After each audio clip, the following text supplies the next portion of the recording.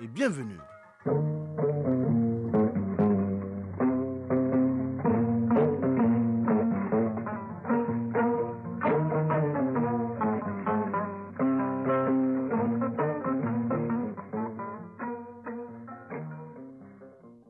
Le journal Sidiki Dambélé. Dans l'actualité, première édition de ce mardi 25 octobre 2022. Tout d'abord, la couleur du temps sur Bamako et environ 21 degrés ce matin, ciel partiellement couvert, pas de pluie, humidité 34%, du vent 15 km à l'heure et la maximale attendue est de 37 degrés. Mesdames et messieurs, à la une de cette édition, la vulgarisation de l'avant-projet de la Constitution. Le document a été présenté hier aux membres du Conseil national de transition, aux partis politiques et à la société civile. Explications et réactions dans ce journal. L'actualité régionale nous conduit à Sikasso à la rencontre de 30 jeunes opérateurs économiques. Ils suivent une session de formation sur l'exploitation des potentialités nationales et régionales. Nous ferons le point avec Moussokoro Serimi.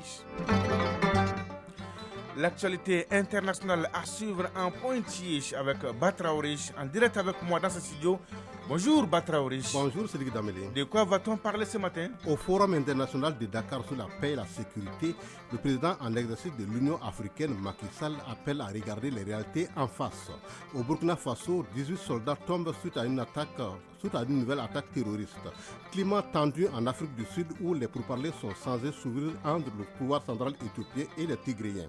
Tels sont les points saillants de l'actualité internationale que nous allons développer tout à l'heure. Sidiki Dambélé. À tout à l'heure donc pour le développement. La chronique initiative citoyenne au menu avec Ousmane Dao qui nous amène à la découverte de l'association humanitaire Solidaris 223. Enfin, la page des sports avec l'athlète qui ne perd jamais, Seragatou Sissé. Bonjour. Bonjour, c'est Sidiki Dambélé. Est-ce que tout va bien, Seragatou? Ça va, alhamdoulilah. La une de votre page. Mise à jour du calendrier du championnat national de Ligue 1. Les 6 matchs restants de la deuxième journée se disputeront mercredi et jeudi. Ligue des champions d'Europe, des nouveaux qualifiés pourront s'ajouter aux 5 premiers à l'occasion de la 5e et avant-dernière journée de la phase de groupe. L'insolite du jour nous relatera l'histoire des supporters atypiques ici à Bamako. Vous allez voir comment la passion du foot nous amène dans une cuisine. Qui va rater ça? Personne. Et voilà pour le sommaire. Vous êtes prêts? Eh bien, nous aussi. Les jingles, juste 2-3 secondes. On se retrouve. Une fois de plus, bonjour et bienvenue. Vous le savez déjà, un avant-projet de la Constitution a été élaboré par une commission d'experts, un document qui est en phase de vulgarisation actuellement. Après avoir remis une copie donc au président de la transition, les membres de la commission de rédaction de la nouvelle Constitution ont rencontré hier la classe politique et les organisations de la société civile. Au menu des échanges, les nouvelles propositions contenues dans le document, surtout les innovations majeures, diversement appréciées par les différents acteurs. On fait le point avec Nouhoum Sissoko. Apporter des éclairages sur le contenu de l'avant-projet de constitution à travers ces importantes innovations, c'est à cela que s'est évertuée la CRNC, commission de rédaction de la nouvelle constitution devant les représentants de partis politiques et d'organisations de la société civile pour une meilleure compréhension du document afin de contribuer à son amélioration. Dr Brahima Fomba, membre de la CRNC. L'avant-projet de constitution prend en compte deux nouvelles discriminations qui sont d'abord les discriminations qui seraient fondées sur la région et deuxième élément, il s'agit des discriminations qui seraient fondées sur l'ethnie. Désormais, au terme de l'avant-projet de constitution, aucun procureur ne pourrait mettre en détention provisoire un justiciable. Et ce rôle étant désormais dévolu à un magistrat indépendant. Alors quand on parle de magistrats indépendants, il s'agit bien sûr des magistrats du siège. La famille et donc le mariage qu'on a défini comme une union entre un homme et une femme. Ça, c'est les précisions qui sont apportées par l'avant-projet de constitution qui également prohibe nommément l'esclavage. Il y a de nouveaux devoirs notamment qui sont exigés de tous les citoyens maliens envers le pays, parmi lesquels le fait d'apporter son concours en cas de calamité, d'assurer la protection du bien public et d'accomplir avec loyauté et probité tous les mandats publics. Le président du Conseil national de la société civile, tout en appréciant le travail de la commission, a assuré que la réflexion va se poursuivre au sein des organisations membres de la fêtière pour d'éventuelles propositions. Boureyma Allaï Touré, président du Conseil national de la société civile. C'est l'unique, vraiment, occasion que nous avons à travailler sur notre constitution pour que nous passions une centaine d'années sans revenir sur la constitution. Mais il faut une patience, ce n'est pas une course de vitesse, mais c'est une course de fond dans l'intérêt de notre pays. Les partis politiques devront quant à eux aussi apporter leur contribution à la mouture de l'avant-projet de constitution. D'ailleurs, des exemplaires ont été remis aux différents acteurs pour mieux étudier le texte. Nouhoum Sissoko a noté que la phase régionale de vulgarisation du document débute ce mardi. Sur l'autre plan, le Centre de recherche et de lutte contre la drépanocytose a reçu hier la visite des membres de la Commission Affaires sociales et santé du Conseil économique, social et culturel. L'objectif était d'échanger avec l'administration sur le mode de fonctionnement et les conditions de travail du personnel du centre, en vue d'apporter des solutions. Une initiative qui s'inscrit dans le cadre des missions du Conseil économique, social et culturel. Visite suivie par Sokonaka Misuko. Initialement prévu pour la prise en charge de 500 patients, le Centre de recherche et de lutte contre la drépanocytose assure aujourd'hui le suivi et la prise en charge de plus de 14 000 malades. À travers cette visite, la délégation de la Commission Affaires sociales et santé du Conseil économique, social et culturel a voulu s'imprégner du fonctionnement de ce centre, du laboratoire d'analyse, en passant par des salles de consultation, d'hospitalisation et la pharmacie. Les visiteurs du jour se disent satisfaits du travail abattu par le personnel soignant et cela malgré les conditions difficiles de travail. Mamadou Djiré, président de la Commission Affaires sociales et santé du Conseil économique, social et culturel. À la fin de cette visite, nous pouvons retenir que le centre est en train de travailler. Beaucoup de pays viennent s'imprégner d'arrêtés maliens. Ils envoient des médecins pour venir les former ici. Le Mali, qui est aujourd'hui le pivot, si rien n'est fait, il risque de tomber parce que déjà les personnels, 53% ne sont pas des fonctionnaires et puis beaucoup émergent comme des prestataires. Dans notre rôle constitutionnel, nous allons sensibiliser les autorités, envoyer un rapport pour attirer l'attention sur ce qui se passe ici. Dr Mounirou Babi, directeur général du Centre de recherche et de lutte contre la drépanocytose. Ils sont tout à fait dans leur rôle de venir dans ce centre qui prend en charge des malades qui font des complications très sévères, comme des complications aiguës, des complications chroniques qui peuvent toucher tous les organes. Donc c'était vraiment un véritable honneur pour nous aujourd'hui. Les difficultés, nous en avons, mais nous avons surtout beaucoup d'acquis.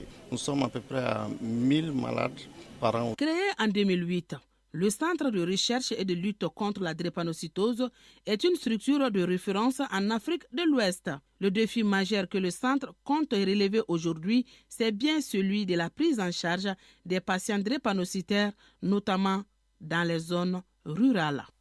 Et cette mise en garde de la direction de l'Institut universitaire de gestion UUG suite à la circulation d'un avis de report des évaluations prévues du lundi 24 au vendredi 28 octobre 2022, les étudiants ont choisi de rester à la maison.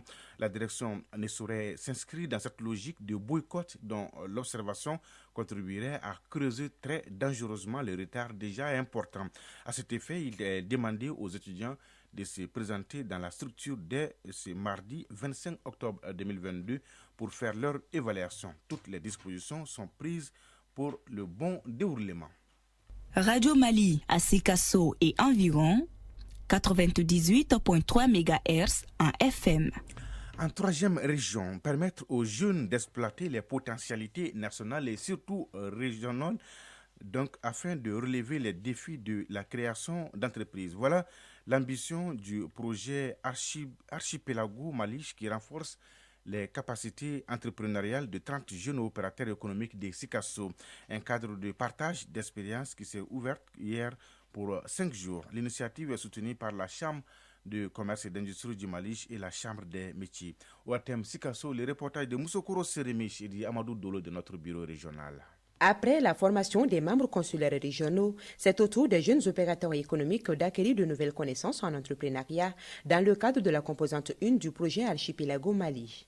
Un programme qui repose sur la mobilisation des organisations du secteur privé africain et européen à travers le réseau de la conférence permanente des chambres consulaires africaines et francophones.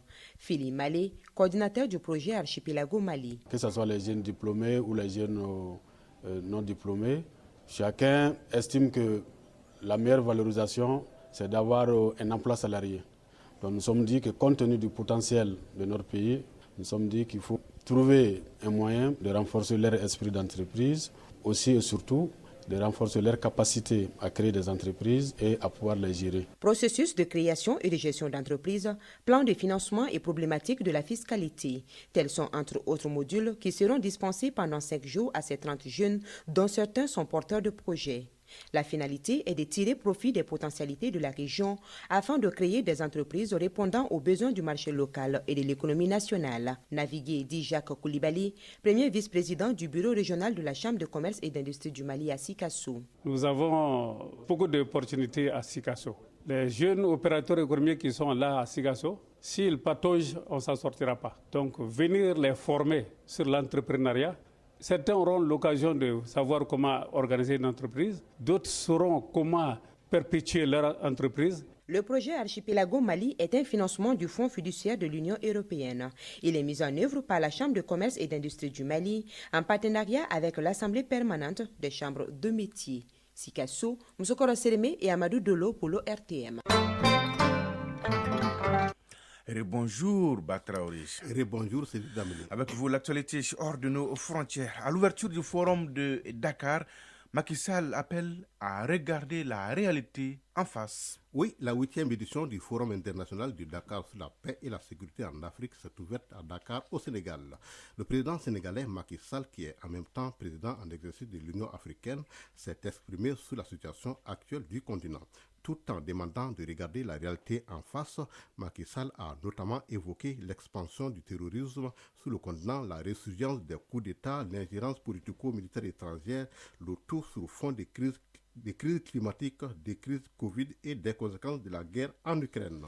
Au Burkina Faso, c'est au moins 10 soldats tués lors d'une nouvelle attaque terroriste à Djibo. Des hommes armés ont attaqué hier un camp militaire à Djibo dans la province du Soum. L'état-major général des armées précise que les assaillants sont arrivés en nombre important. 18 soldats y ont perdu la vie. Dans la riposte, les soldats burkinabés ont neutralisé au moins 18 terroristes. Une cinquantaine de soldats burkinabés ont été blessés. Plusieurs d'entre eux ont été transférés à Ouagadougou pour être soignés. Pour parler des manifestations au Tchad, la communauté d'Afrique centrale se retrouve aujourd'hui à Kinshasa. Oui, 11 pays seront représentés à ces assises en présentiel convoquées par Félix Tshisekedi, actuel président de l'organisation. Selon un diplomate de haut niveau, le président de la transition tchadienne, Mahamad Idriss Déby Itno, sera lui-même à Kinshasa ce mardi au sommet extraordinaire de la communauté économique des États de l'Afrique centrale. Il va demander à la région d'Afrique centrale du soutien et de l'accompagnement pour la suite de la transition. En Éthiopie, les négociations entre le pouvoir et les Tigréens s'ouvrent dans un climat très tendu. Des pourparlers très attendus sur la guerre en Éthiopie devraient s'ouvrir hier à Johannesburg, en Afrique du Sud, avec des délégations du Tigré et du gouvernement central éthiopien.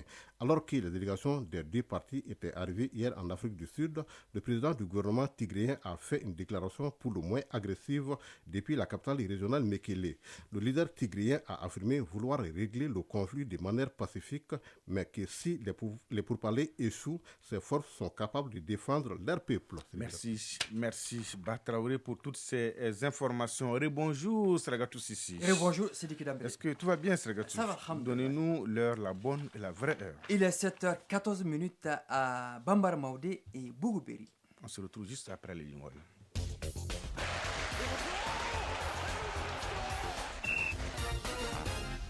Et oui, parlons d'abord du championnat national de Ligue 1. La FEMAFOOT réinitialise le calendrier en programmant la deuxième journée en milieu de semaine. Oui, dès demain mercredi au stade de Mamadou Konaté, LCBA AS Bakar Dian de Barawili et Stade Malien de Bamako ASCO au stade Modibo Keïta. 11 créateurs de Nyarela AS Black Stars de Badalabougou à Bougouni ISB AS Real jeudi au stade Modibo Keita, Joliba AC Afeu et Yele Olympique COB. Avec votre permission, c'est Dembélé, un mot de basketball. Les finales de la Coupe du Mali, édition 2022, se joueront le samedi 29 octobre au Palais des Sports Salamatou Maïga. Les affiches sont Stade Malien de Bamako, AS Police en dames et Stade Malien de Bamako, AS Mandé en messieurs. Bien noté. Alors, la Ligue des champions d'Europe, c'est la 5e et avant-dernière journée de la phase de groupe. Si des clubs comme le Real Madrid et Manchester City sont qualifiés pour les 8e de finale, Chelsea et le Paris Saint-Germain, eux, se battront jusqu'au bout pour tenter de décrocher leur qualification. Oui, dans le groupe Chelsea 7 points, le Red Bull Salzbourg 6 points, l'AC Milan 4 points et le Dynamo Zagreb 4 points ont leur destin en main lors des oppositions Red Bull Salzbourg, Chelsea et Dynamo Zagreb, AC Milan. Dans le groupe F, le Real Madrid, 10 points, champion en titre, est déjà en 8e de finale. Il ira sur la pelouse de Leipzig, 2e, 6 points. Le Celtic Glasgow reçoit le Shakhtar Donetsk. Dans le groupe G, match de prestige, j'y arrive, à Signal Iduna Park, Dortmund, 2e, 7 points, accueille Manchester City, le leader qualifié. Ce sera le grand retour d'Erling Haaland dans son ancien jardin. Enfin, dans le groupe H, les co-leaders Paris Saint-Germain et Benfica Lisbonne, 8 points chacun, reçoivent le Maccabi Haïfa 3 points et la Juventus de Turin 3 points également. Alors, c'est tout, c'est tout. Il reste l'insolite du jour. Ah oui, comment oublier l'insolite du jour?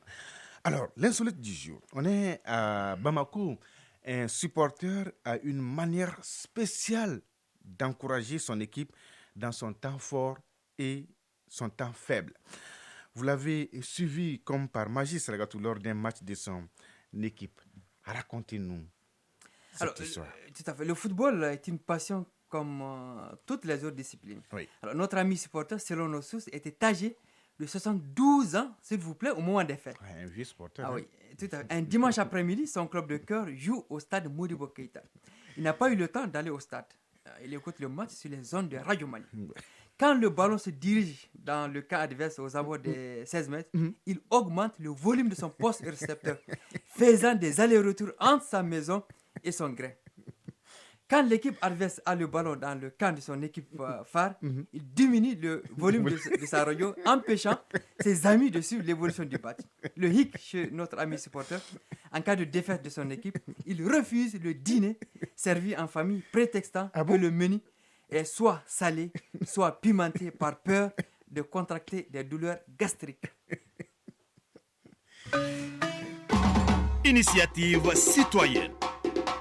Le développement par nous-mêmes. C'est nos commentaires. Elle fut créée en 2014 et œuvre exclusivement dans le domaine humanitaire. L'association Solidaris 223 est présente à Bamako et dans plusieurs capitales régionales. Solidaris 223 appuie les déplacés internes, les femmes fistuleuses, les enfants en difficulté dans l'éducation et les personnes en situation de précarité. Découvrons ensemble Solidaris 223 avec Ousmane Dao. C'est une rediffusion. Association caritative Solidaris 223 mène des projets à vocation sociale et humanitaire pour apporter une aide à l'enfance en difficulté aux victimes des violences faites aux femmes, à l'éducation et à la santé. Bala Mariko, président conseil Solidaris 223. Solidaris 223 a mené plusieurs activités dans les différentes pouponnières des déplacés.